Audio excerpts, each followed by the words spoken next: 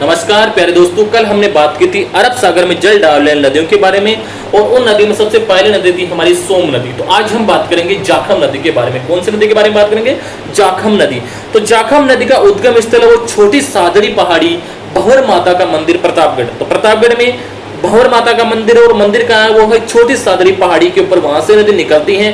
प्रतापगढ़ से जब ये नदी निकलती है तो निकलने के बाद में नदी अपना जल डालती है सलुम्बर, सलुम्बर से जल डालती है अपना डूंगरपुर के अंदर बहती है और डूंगरपुर के अंदर ये विलुप्त हो जाती है। यह नदी सीता माता अभ्यारण्य के मध्य से बहती है। सीता माता अभ्यारण्य है प्रतापगढ़ के अंदर, जहाँ की उड़न गैलरी बहुत प्रसिद्ध है।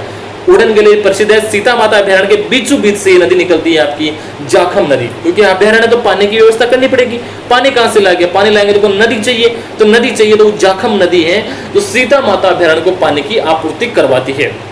अब आगे बात करते हैं जाखम बांध प्रतापगढ़ वाला। कौन से बात करते हैं?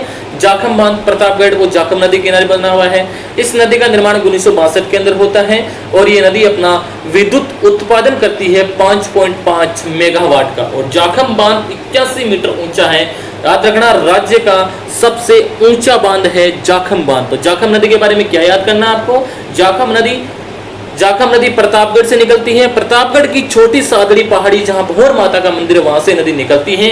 निकलने के बाद ये अपना जल प्रतापगढ़, सलुम्बर, डूंगरपुर से बहती है नदी और इस नदी के बीचों बीच सीता माता का अभ्यारण्य के बीचों बीच से नदी निकलती है। दोनों तरफ जाखम नदी, बीच में सीता माता अभ्यारण्य, जहाँ की उड़न गैलरी बहुत प्रसिद्ध है। बात रखने की बात यह भी है कि इस किनारे कौन सा बांध बना हुआ है? जाखम बांध बना हुआ प्रतापगढ़ में। राजस्थान का सबसे ऊंचा बांध आपका जाखम बांध। तो